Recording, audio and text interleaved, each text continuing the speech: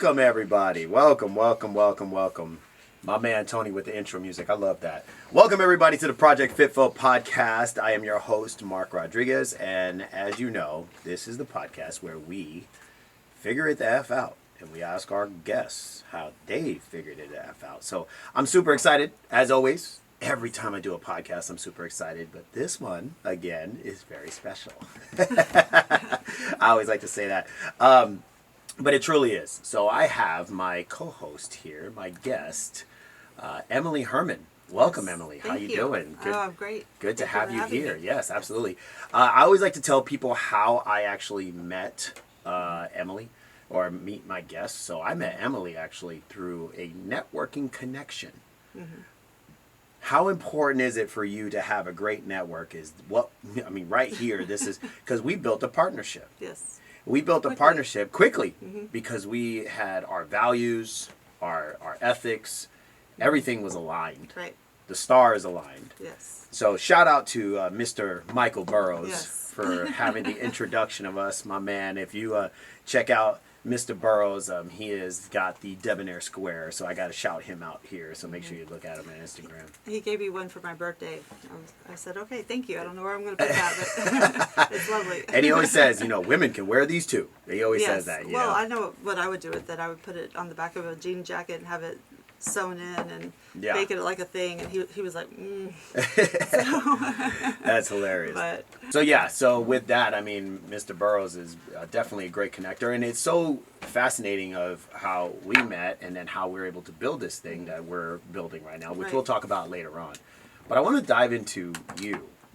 You had an interesting story. You've told me a lot of tidbits of that story, and I want to dive in to see, how and where you came from and how you got to where you're at today. Because, the success is crazy of what you've talked about, and I would love to dive into that. So first, if you can tell everybody your first name, last name, if you want to share how old you are, I would love to. and also kind of where you grew up and a background like for your younger years. Mm-hmm. Okay, Emily Herman, and I own a company called Kota Wellness out of Dallas, Texas. I'm self-funded, and been in formation for about 8 years. Fitness industry my whole adult life. I grew up in Garland, Texas, and I remember my mom saying, if you want something, you need to go get it yourself. So early on, I just started working for cash, cash jobs, and like 4 different jobs. I was just, a go-getter. And I went to a multi-level marketing rah-rah meeting, and I was just enamored at these people's, at their enthusiasm. So I wanted what they had. And they wanted me to sell water filters in 1999. And I thought, oh my gosh, $5,000 worth of water filters. Don't want to do that. I didn't care about the money. I cared about the freedom that they had. That's what really kind of sparked me. So I just stayed around people that were successful and just made myself part of their world. I wanted to learn from them, and that's kind of how I learned how to be fearless a little bit, and putting things together that may or may not work. I bet sales was of course is like the big pinnacle of this. Yeah. Yes. And a multi-level marketing company, that's really what you got to be like, almost like the door to door. Right. My mom and I did it together. We got a loan for $5,000, and it was just, we had so many water filters. It was like a home water.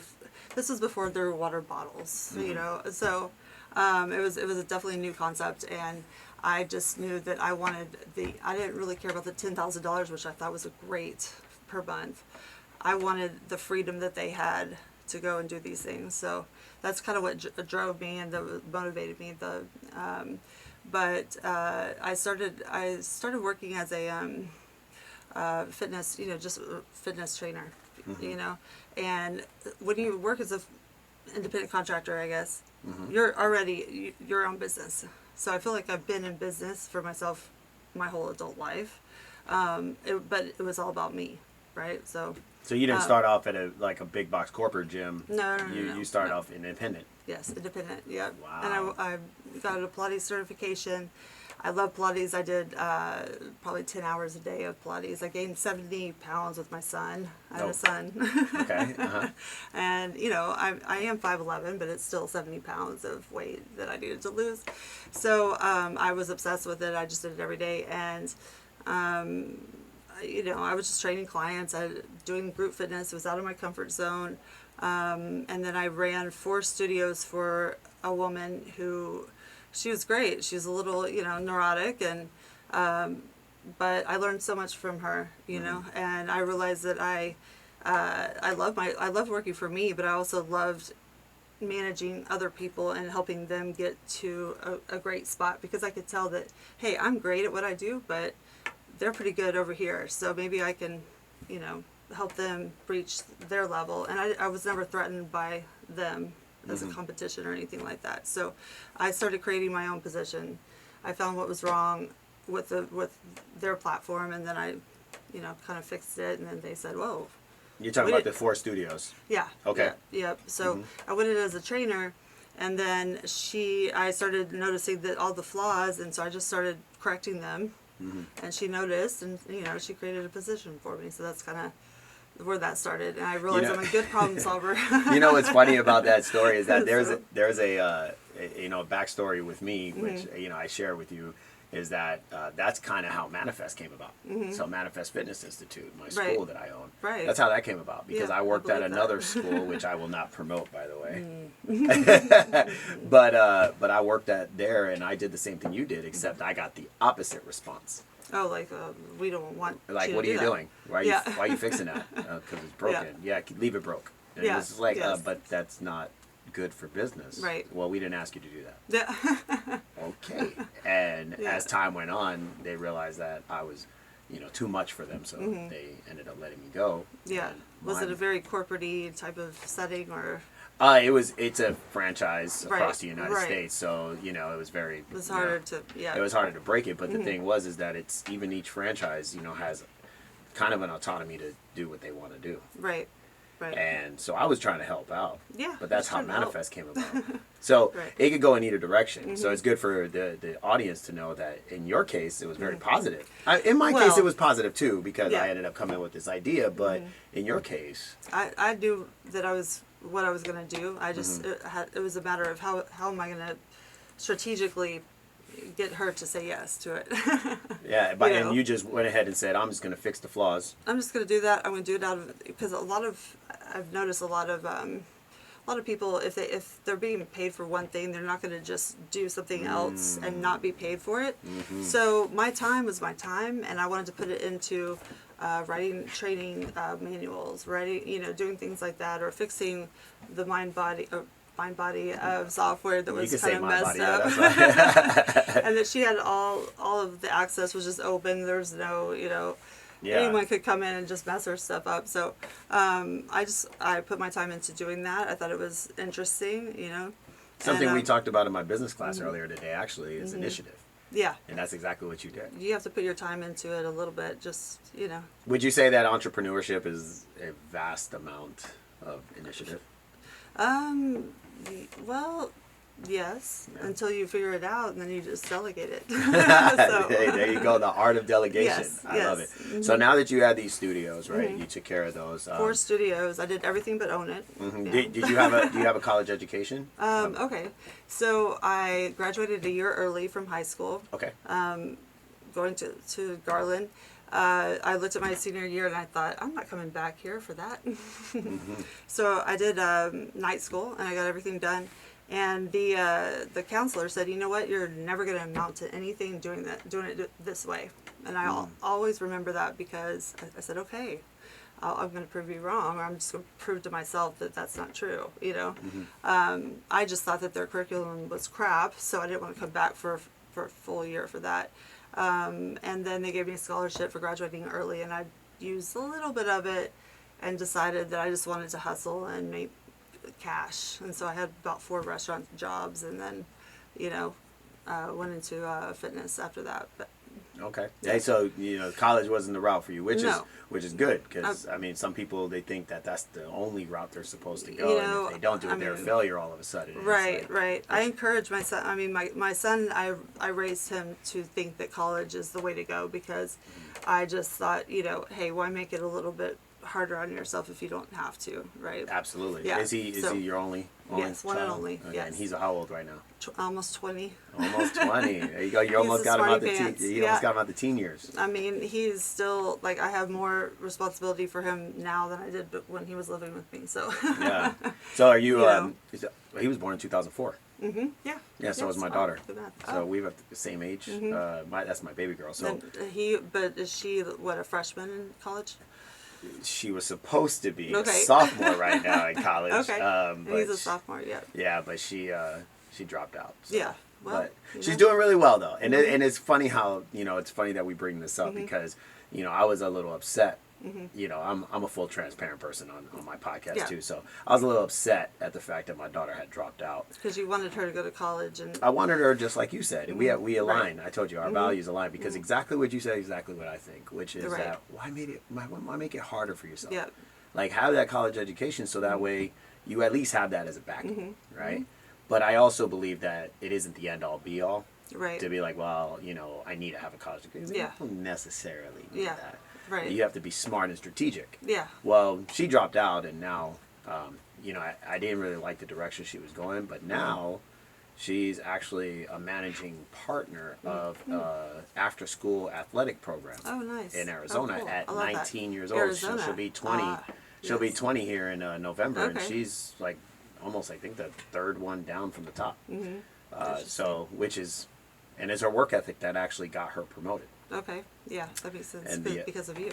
It's funny, her boss actually asked her, was your dad in the military, or would you have any family members in the military? Really? And she's like, my dad is a retired Marine. And he was like, that's why you work the That's way why. you do. Absolutely. Yeah. So you have your child, you hustle, you got all these good, getting the sales, multi-level marketing, you get into fitness, you're running the 4 studios and start implementing all these things, Right. SOPs, standard operating procedures for this woman who owns it. Yep.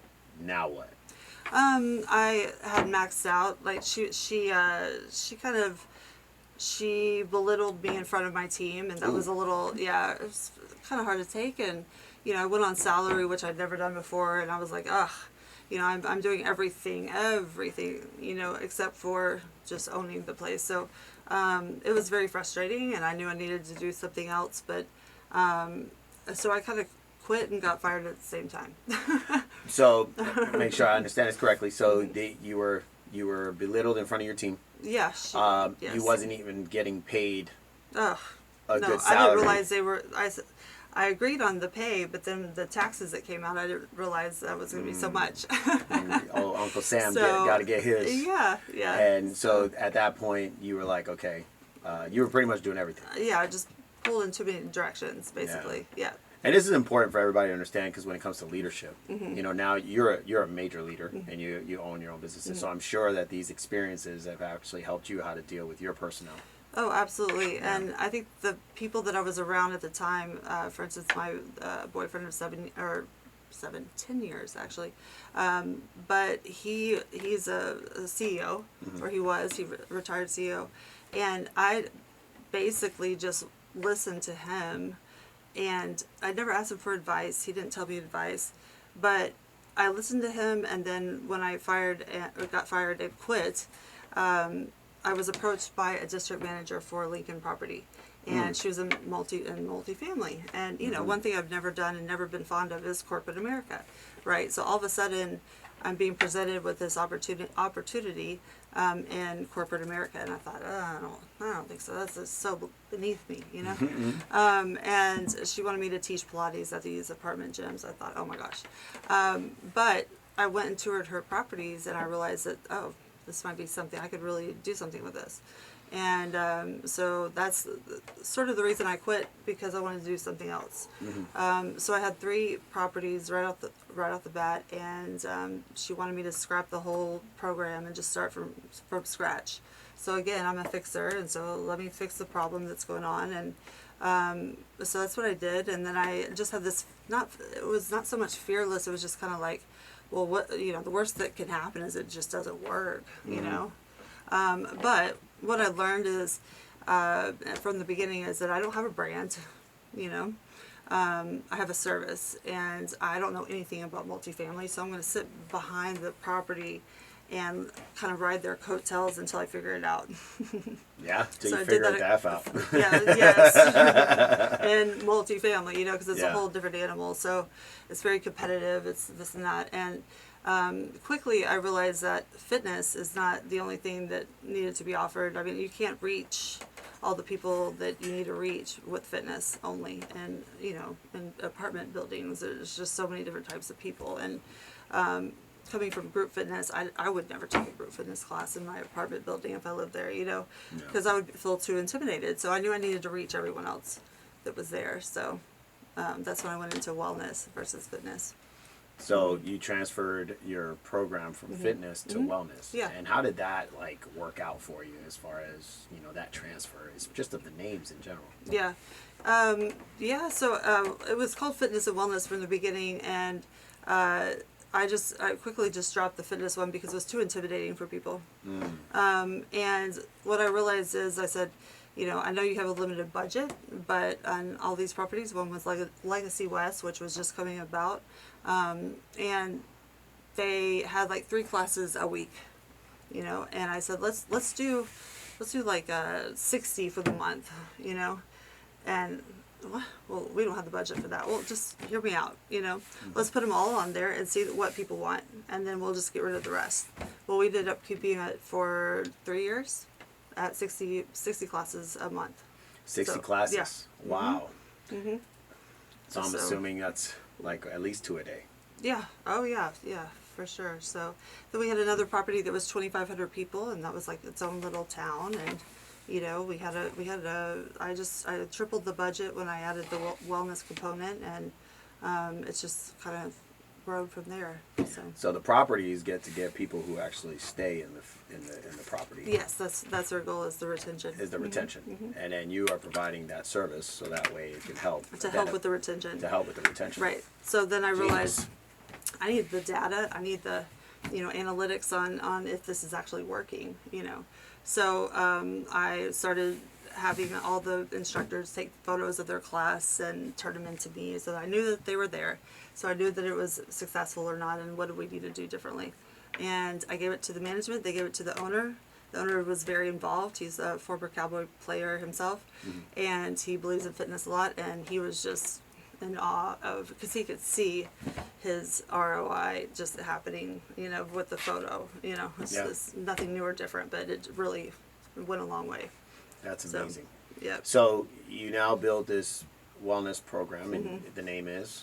Kota Wellness. Kota Wellness. Okay, Kota, yeah. K-O-T-A, yes. Kota. Yes. I wanted a four-letter word. Kota, you wanted a 4-letter word. That's all I wanted. Kota Wellness, right? And now you have built this program amongst, these residential arenas. Right. And you decided to level up. Well, what's the level up? Well, I'll tell you, it was COVID that leveled me up. Oh, there we go. Let's talk about COVID. Oh, good. Good old vid. Yes. It seems like every time I have a guest on here, it has to come up, because it's either bad or good, right? Yeah, and it's almost like COVID was, I hate to say this, it was supposed to be. Yeah. Because it really challenged a lot of people. Yeah. With their grit. Yeah. And what are you made of? Right? What you're made of, exactly. So please tell me, COVID hits. Yes, and I was already trying to get a hold of these big event teams and do a lot more with it. I wanted to, who's the, oh gosh, he's, I can't think of his name, but he's Christian based, he's an author. Oh, goodness. But Dave Ramsey. Okay. And so I wanted, I had the whole year planned out for all the properties and all the wellness events that we were doing, flag football, a lot of team stuff to get people together.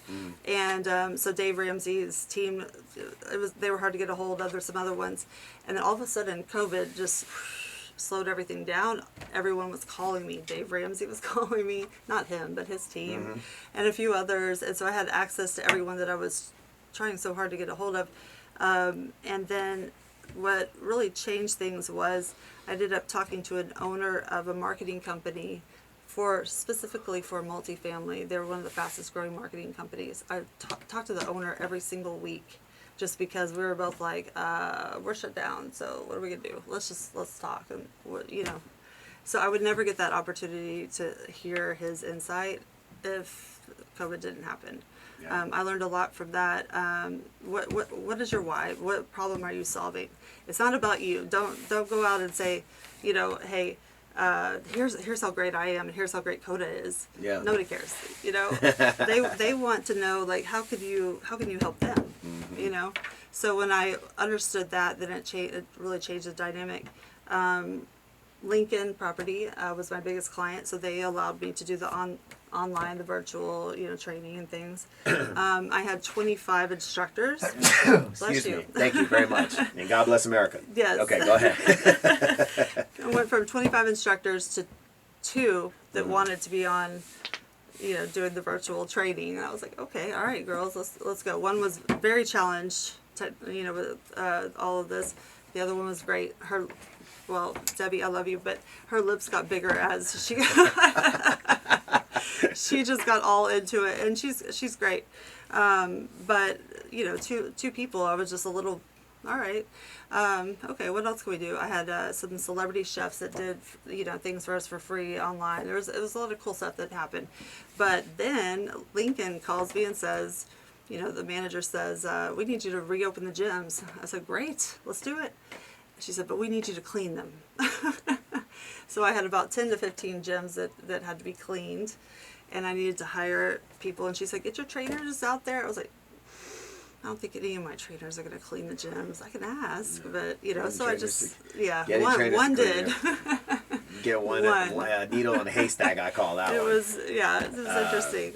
But it's hard enough to get them to pick up their own weights. It was like, so what happened was there was a lot of college students that were home because of COVID a lot longer than they wanted to be, and so they needed something to do, and they were just like, chomping at the bit to open these gyms. So talk about remote teams. I mean, it was just, I learned their little go phones that they would leave on property to make it seem like they were there, but they weren't there, Wow. So it was young people, and $12 an hour, and it was, but it was great. It's very lucrative.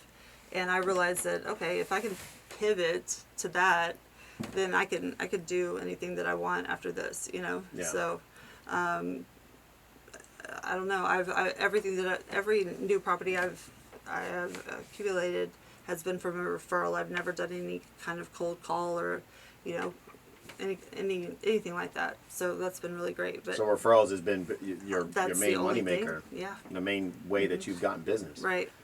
Would you say that's through a network, or is that just because people have noticed your expertise and your success? For instance, like Lincoln would never refer me to someone else. It would, so that's kind of the downfall to it. They want me to themselves because it helps their properties, right? Yeah. So they don't want me to go over here where it's a competition.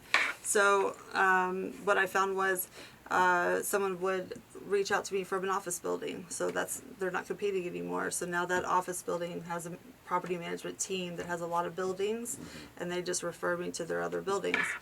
So it kind of stays within their brand. I think the best referral I had was Jeff Staubach, who's Roger Staubach's son. Do you know who this is? No. You don't? I don't. You see, he's not from Texas. That's right. I'm not. And look, ladies and gentlemen, you should know this about me. I just got here to Texas. At 2022 is when I got here. So I don't know. But look, you can fault me later. I'll give you like 50 push-ups as soon as I'm done here for not knowing who Jeff Staubach was. Do you know who he is? I'm not from Texas either, to be honest. There we go. So we do rep Texas because it is an awesome state, but we are not from here, so we don't know everybody. Will you look it up after this? Absolutely. Roger Staubach. Absolutely. Yeah. Well, could you at least give me a? Yes, he's very He's an icon in for the Dallas Cowboys. He's probably maybe 70, 80 years old by now.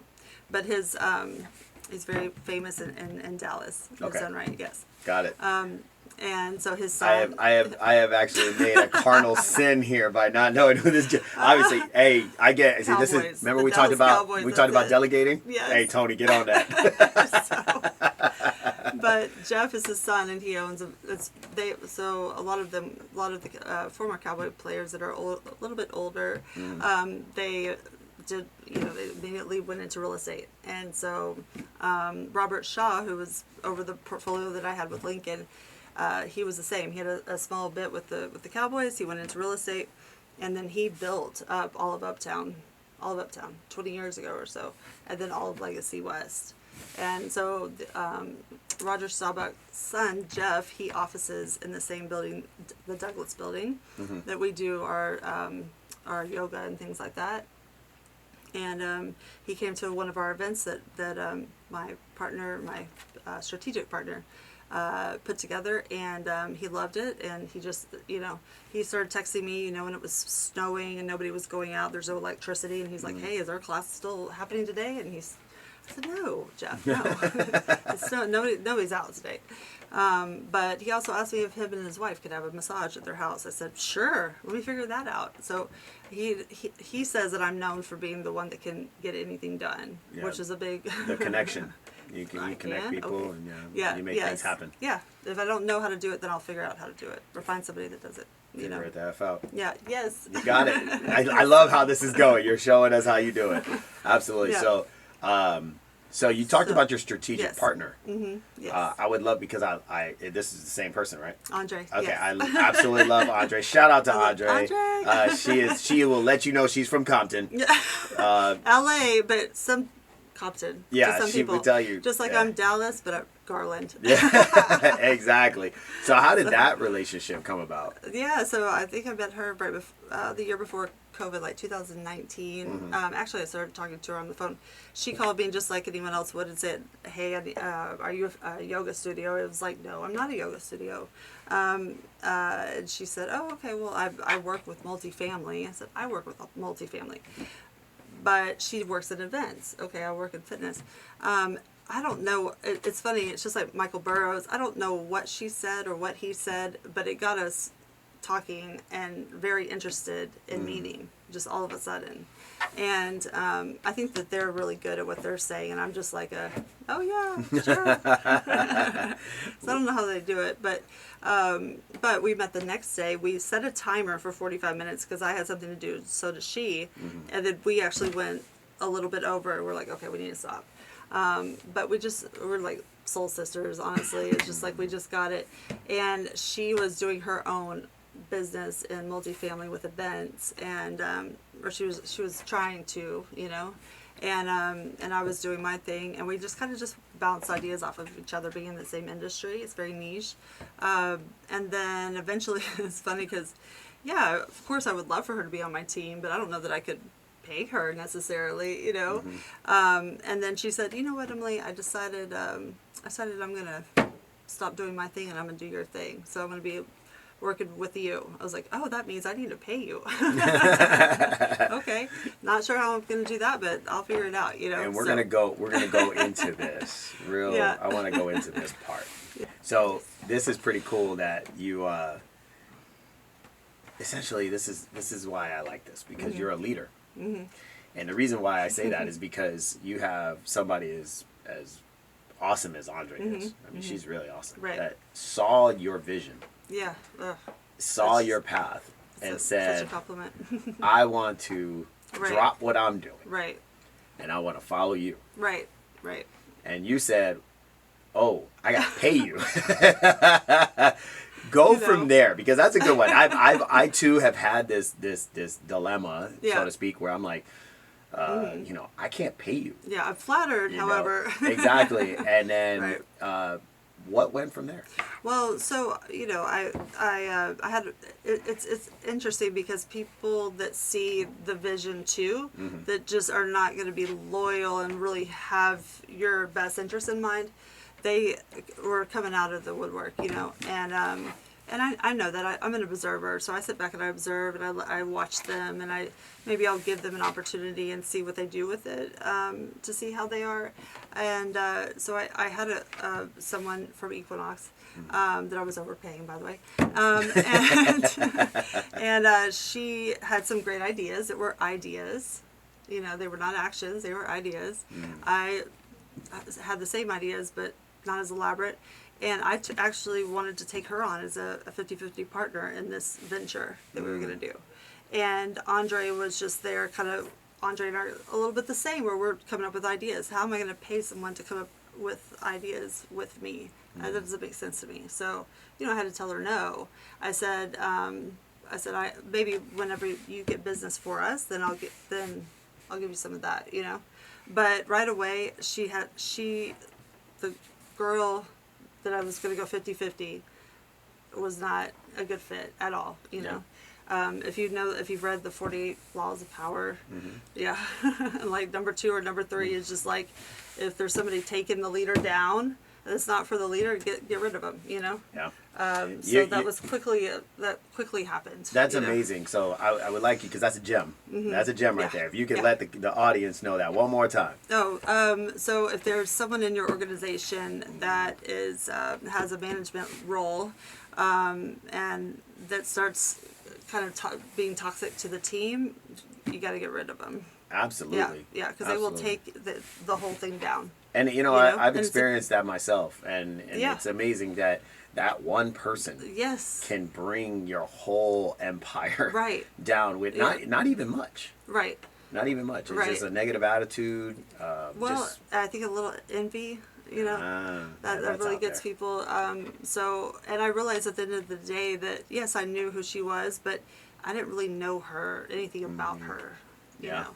I think, you know, it was all smoke and mirrors, kind of. I think that in any entrepreneur that's out there, they're going to have failed partnerships. Yes. You know, because at one point you think you are a good fit, and you're like, oh, this is going to work out great. But then you start seeing things that go, wait a minute. Yeah. And then you got to just sit back and observe a little bit, let them, you know. So, and luckily I had not formed officially the formation with the partnership. Thank God, you know. So I was able to just dip out of it. You know? Yeah, that works out. So now you're working with Andre, and you start to develop your ideas, and you start to put them into action. That's key. Implement in action afterwards. Anyone can have an idea. It's just all about action. So got to go out there and do it. Right. And you got to be willing to fail as well. Yeah. Because failure equals lessons learned. I used to absolutely despise that. I knew, you have to fall in order to come back up. I did not like that at all. Like, why do I? Maybe I could just, you know, be successful the whole time, and, you know, why do I need to drop down? Just stay up the whole time if I do all the right things. But inevitably, you are going to do something that's not going to work out, and hopefully it doesn't take you completely down to where you're just like, ugh. But it takes you enough down, or you definitely learn about yourself. You learn what to do different next time. And so then your business can flow a lot better knowing that information. It makes so much sense. It's a lesson learned. It's a lesson learned. Yes. It's funny, I had a conversation with Tony over here about that, I think a couple weeks ago, talking about decisions in your business. Yeah. Partnerships, people you bring on, you know, things that you do. And you have to be very strategic as far as your mission and what your vision is. Yeah. You obviously had a direct vision, and since you had that vision, it was easy for you to take a couple hits because you were able to go right back through it because you had a vision. Right. Where people with no true vision, you know, they fall and they stay down for a while. Yeah. Yes. Yeah. Well, or they're so, like my dad, he invested about $100,000 into his Lightweight for Life. When there was infomercials, you don't know anything about that. But he's like, nope, I don't. But someone worked for Channel 5 in advertising, and so they had the whole platform. Well, the investor guy ended up being a fraud, and he was, you know, he was fraudulent to a lot of people, and and then he killed himself, and a lot of people sued him, and and it was just the end all for my dad. You know, he never recovered from that, and I understand that's a lot of money. Yeah. But they're entrepreneurs. They get back up. They're already, thinking about what to do next. The next step. Or whatever. Absolutely. So, yeah. Would you say that your dad or your mom was more influential as far as your progression in your career right now? Oh, definitely. Do I have to pick one of those? No, you can say whatever you want to do. I don't want to get you in trouble. Yes. Next thing you know, your parents are like, "What'd you say?" Yes, I mean, I think that I know that if you have a support system, no matter what that is, it's very helpful in getting to where you need to go. And I don't just mean a financial support system. I mean people that actually, think that what you're doing is great and help you along. It's hard to do it. It's very difficult to do it on your own, you know. I actually said that today as well in my business class, and nobody's successful by themselves. Right. I don't care who you think you are, and I don't think, no. There was people along the way, even if it was a emotional support or even some sort of motivational support, like, hey, go get it, or something like that. Yes. That's still, you didn't do it on your own. Right.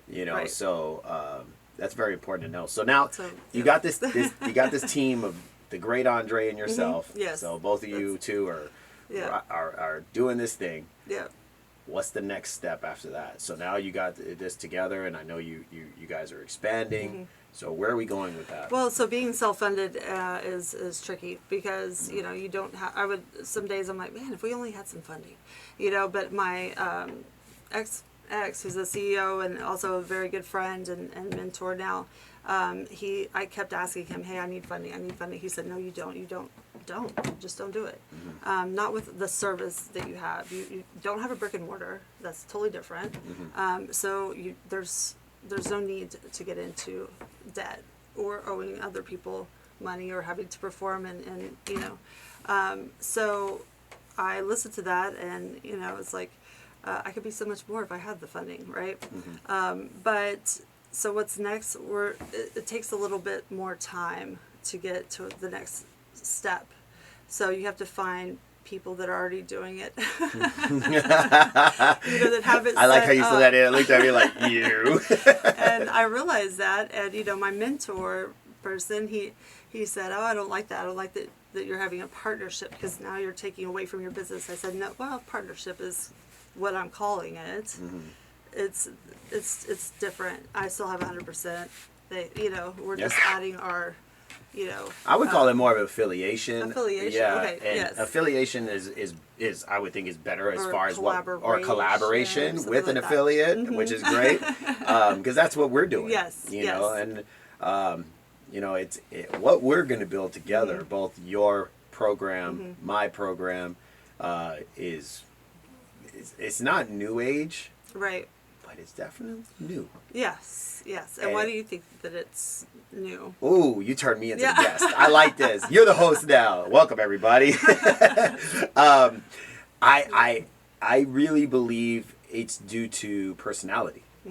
I believe, like me and you and Andre, my team, our personalities, our willingness to push the envelope and to like build. Right. To not settle for less, but yet, do things strategically. Right.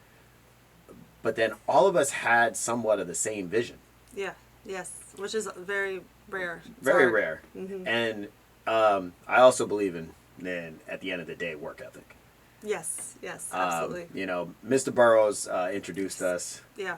And I think Mr. Burrows and me have a great relationship. And so we actually, he's like, man, and what got him intrigued into me was my work ethic. Right, I'm sure. And he was like, man, you're doing a lot. Right. But then I met you, and I'm like, man, you're doing a lot. Well, I remember going through your gym, and what I noticed when I was there is that you introduced me to almost every person that we ran into. Yeah. That's unheard of, and especially in the fitness industry. Yeah. Our culture is definitely different at Self-Made Training Facility, Dallas, where we are very welcoming. I stopped that whole alpha to alpha fitness thing that goes on in a lot of gyms. Right. We don't need that. Right. But the reason why me and you hit it off too is because you are an inspiration to the young trainers and people that are looking to level up. Right. Because you did it. I don't know. Did you know that? No. Well, I've been told that, but I'm a little humbled. You're a little humble, a little modest. It used to be all about me, but now it's just sometimes it's lovely to hear, but I want to give everyone else the credit. Yeah, but it was your vision. Yes. So with your vision, you've actually inspired a whole generation of fitness professionals to be able to expand and do something different with themselves. Right. A lot of trainers, could you agree? Yes, absolutely. They have a very narrow and small leveling system where they're Yes. like, well, this is what I'm going to do, and that's it. Right. And I kind of try to remind them, well, if you're not training anyone, are you making money? Yeah. Right. No. Okay. And so you came up with this program, and you used your network. Mm-hmm. Yes. So what I realized early on was that we had a big network right away because of my clients giving me access to the residents and things like that. And so I had over 10,000 email people that had agreed through their lease, really, with their apartment. They didn't realize maybe, but that I could email, and so that access is what everyone wanted. And I thought, oh, okay, I see some leverage here, Yeah. So then what do we do with that, It was interesting because it not everyone knows and not everyone could do it right to make money, but I knew it had to be monetary at some point, Absolutely. So it was a little tricky to figure out how, and I'm still trying to figure it out, what's the best way to leverage access, You can't act like it's just the best thing in the world, but you definitely, if someone else wants that, then great. So how can we make this work together? Because I want what you have too. It's like, I got something you want. Yes, and right. You got something this I is want. just like So life 101. Absolutely. And you have to be able to provide. I think with this too, when you provide opportunities without asking for anything in return, Right. you'll get something in return. Yes. Yeah. So you don't ask for it. Right. You just say, you know what? Here, I'm giving you this, and whatever you get back to me, cool. But Right. I want to make sure you're taken care of because I believe in you. Right. And I right. believe in your vision. And most people don't do that. Most people don't do that. And then next thing you know, somebody will say, well, because you did that, now I'm going to give you this. And then it could be 10 times larger, Right. than Right. what it was. So, Yep. this is great. This is awesome. I think, so Kota Wellness Yes. and Just Rod Fitness Corporate Wellness Program have teamed up. And we are also teamed up with Self-Made Training Facility in Dallas because Right. it's two separate entities. Right. And we're hosting events, and we're doing some big things coming up here in the future. Right. What's your Yes. vision? I want to know, what's your 5-year, 10-year plan for Kota Wellness? Yeah. Where do you see this going? I don't really want to get to 10, but Okay. but 5 would be great. I'd love to. My vision is to package all of this into an amenity package and franchise it actually and sell it to big companies such as Mercedes and a few others that have expressed interest in it. I have a good friend she works for, I think it's called Marc. It's one of the biggest event companies in the world. And what she does is she has clients like Mercedes and things like that, that she plans their whole, company excursions or what they're going to do, like as far as amenities or as a team.